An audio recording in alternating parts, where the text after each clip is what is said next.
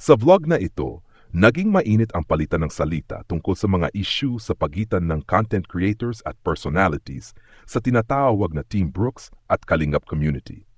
Ang pangunahing paksa ay ang patuloy na pambabatikos kay Kalingap Dan at kung bakit tila siya lamang ang tinitira ng husto habang may iba namang personalidad gaya ni Joy na tila pinoprotektahan at hindi nababatikos ng ganoon kalala. Binanggit na dati ay malaki ang suporta ng mga tao kay Kalingap Dan mula sa mga sponsors, supporters at viewers na nagbibigay ng palipad at nagsusuporta sa charity works niya. Gayunpaman, nang lumabas ang issue na siya ay may karelasyon na itinago sa publiko habang patuloy na tinatanggap ang suporta ng fans, doon nagsimula ang pagbagsak ng kanyang reputasyon. Ang isang mahalagang punto ng mga kritiko ay ang hindi pagiging tapat ni Kalingap Dan na siyang tumatak sa isip ng tao. Kahit anong pasabog pa ang gawin para linisin ang kanyang pangalan. May mga pahayag si Lorne at iba pa na darating ang panahon, lalabas ang katotohanan, na para bang may tinatagong impormasyon na kapag inilabas ay maglilinis ng pangalan ni Papa Dan at maglalantad ng ibang dapat sisihin. Ngunit ang nagsasalita sa transcript ay tila nagdududa sa mga pasabog na ito at sinasabi na kahit may ilabas pang bago, hindi na mababago ang pananaw ng tao na ang pinakamalaking kasalanan ay ang hindi pagtapat at pagsisinungaling. Nagkaroon din ng batikos kay Lorne dahil siya raw ang palaging nagtitrigger ng gulo at hindi tumitigil sa pagsasalita, dahilan kung bakit hindi nagkakaroon ng katahimikan sa Team Brooks. Samantala, si Kuya Brooks at Hana ay pinaniniwala ang tahimik na, ngunit si Lorne raw ang nagpapanatili ng ingay at issue. Idiniin din ng nagsasalita na ginagamit lamang ang mga issue at pasabog para sa content para kumita. Binanggit pa ang target na makahit ng $2,000 cutoff, na nagpapakita na ang kontrobersya ay nagiging paraan upang magpatuloy ang mga vlog at makakuha ng views at donasyon. Sa huli, malinaw na ang pangunahing punto ng kritiko ay ito. Hindi na mahalaga kung may pasabog pang ilabas o lihim pang tinatago, sapagkat ang tumatak na sa isipan ng tao ay ang hindi pagtapat ni Kalingap Dan tungkol sa kanyang tunay na kalagayan. Kahit upang paliwanag o pagbabaliktad ang gawin, ito na ang pinakamalaking marka laban sa kanya. At habang may mga kagaya ni Lorne na patuloy na nagsasalita at nagbabanggit ng darating ang panahon, lalabas ang totoo, mas lalo lamang gumugulo ang sitwasyon.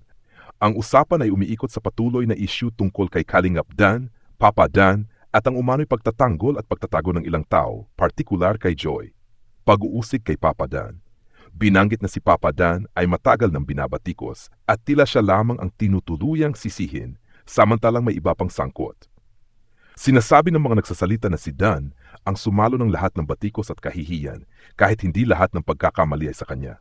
May tinatago pang katotohanan.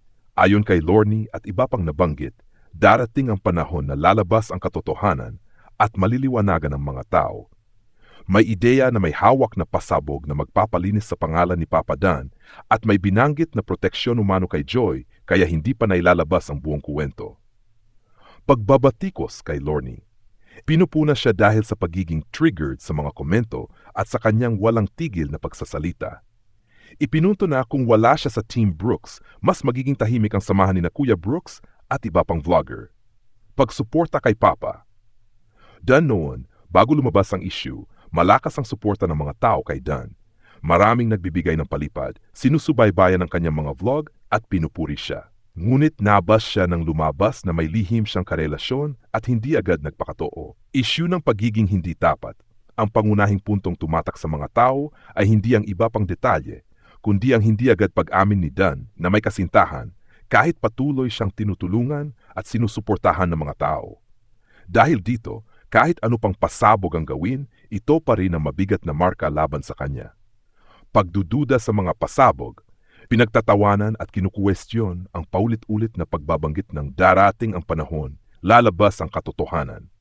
Ayon sa nagsasalita, kahit may ilabas pang pasabog, hindi na mababago ang pananaw ng mga tao dahil nakatatak na sa isip ng marami ang kasalanang hindi nagpakatoo.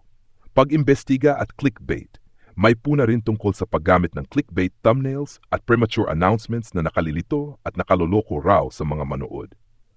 Pangwakas, ang sentro ng argumento ay hindi na sa mga bulong at pasabog, kundi sa simpleng katotohanang si Papa, dahil naglihim at doon nasira ang tiwala ng tao.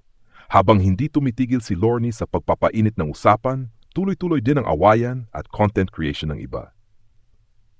Sa madaling sabi, ang transkripsyon ay masalimuot na palitan ng patutsada tungkol sa Kalingap community drama, kung saan si Papa Dan ang sentrong personalidad.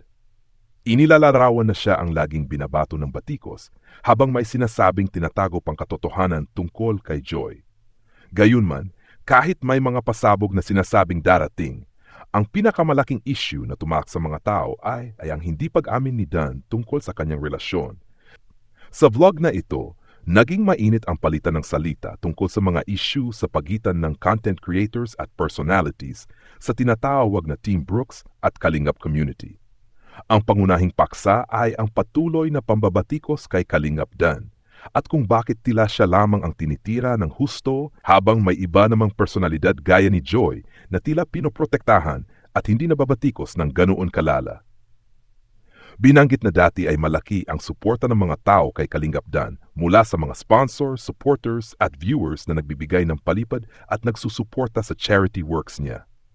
Gayunpaman, nang lumabas ang issue na siya ay may karelasyon na itinago sa publiko habang patuloy na tinatanggap ang suporta ng fans, doon nagsimula ang pagbagsak ng kanyang reputasyon.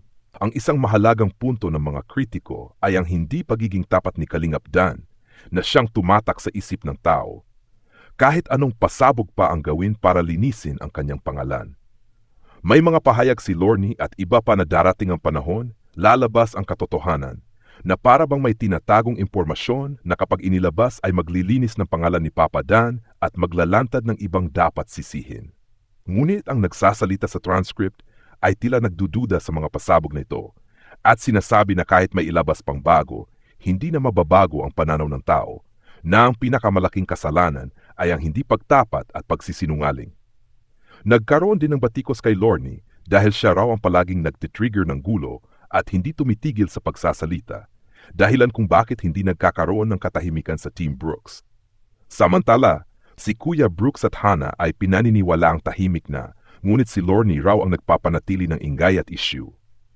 Idiniin din ng nagsasalita na ginagamit lamang ang mga issue at pasabog para sa content para kumita. Binanggit pa ang target na makahit ng $2,000 cutoff, na nagpapakita na ang kontrobersya ay nagiging paraan upang magpatuloy ang mga vlog at makakuha ng views at donasyon. Sa huli, malinaw na ang pangunahing punto ng kritiko ay ito. Hindi na mahalaga kung may pasabog pang ilabas o lihim pang tinatago, sapagkat ang tumatak na sa isipan ng tao ay ang hindi pagtapat ni Kalingap dan tungkol sa kanyang tunay na kalagayan. Kahit upang paliwanag o pagbabaliktad ang gawin, ito na ang pinakamalaking marka laban sa kanya. At habang may mga kagaya ni Lorne na patuloy na nagsasalita at nagbabanggit ng darating ang panahon, lalabas ang totoo, mas lalo lamang gumugulo ang sitwasyon.